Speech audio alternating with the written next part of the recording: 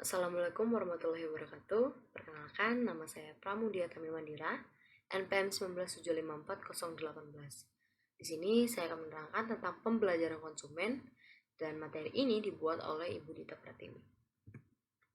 Oke, untuk pembelajaran. Apa sih pembelajaran itu?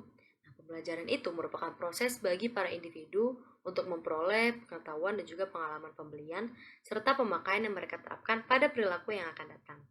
Nah, untuk pemasar, itu harus mengajarkan konsumen seperti yang pertama sifat dan manfaat produk, di mana harus membelinya, bagaimana menggunakannya, bagaimana memeliharanya, dan juga bagaimana untuk membuangnya.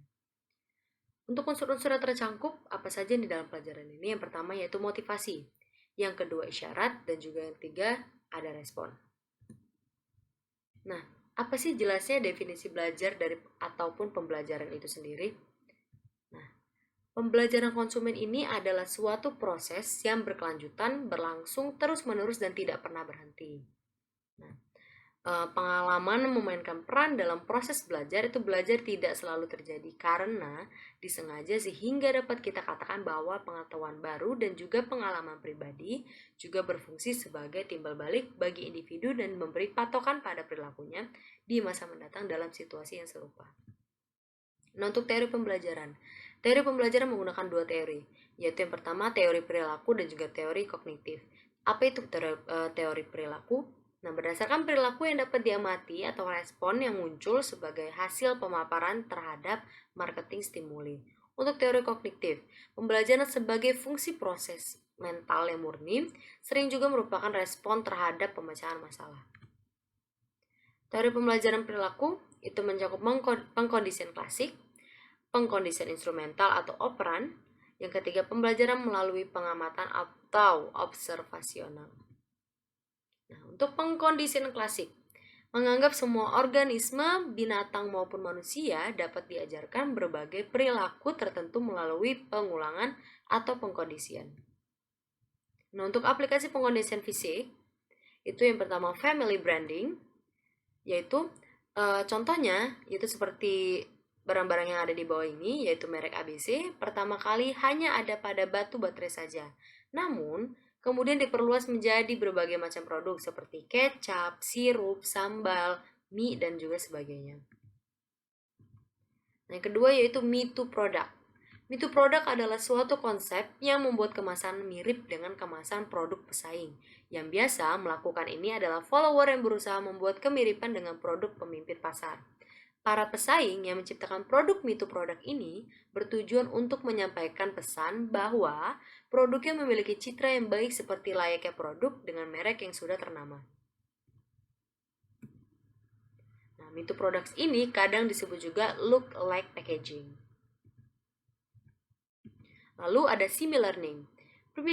Prinsip produk similar name ini sama dengan Me Too product, yaitu pesaing ingin membuat citra produknya sama dengan produk pemimpin pasar di mata konsumen.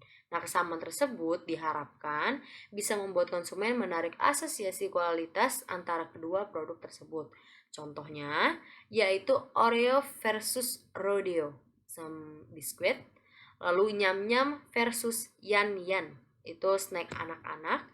Lalu ada Toto versus Toho, yaitu produk sanitary. Lalu yang keempat ada Gucci versus Gucci, produk tas dan juga aksesoris. Lalu untuk selanjutnya yaitu licensing. Nah, licensing ini adalah praktek pemberian nama produk atau merek dengan menggunakan nama-nama selebriti, nama desainer, nama produsen, nama perusahaan, bahkan tokoh-tokoh film kartun. Nah, untuk nama-nama tersebut digunakan sebagai merek dengan prinsip dan tujuan untuk menimbulkan citra positif terhadap produk-produknya. Citra positif yang telah terbangun dari tokoh-tokoh tersebut diharapkan dapat mengalir kepada produk-produk yang menggunakan namanya. Contohnya, seperti Calvin Klein, Christian Dior, Charles Jordan, and Paris Hilton. Oke, untuk yang teori yang kedua yaitu pengkondisian instrumental atau operan. Nah, apa itu pengkondisian instrumental? Yaitu pembelajaran terjadi melalui proses mencoba, trial and error, di mana kebiasaan dibentuk sebagai hasil ganjaran yang diterima untuk tanggapan dan juga perilaku tertentu.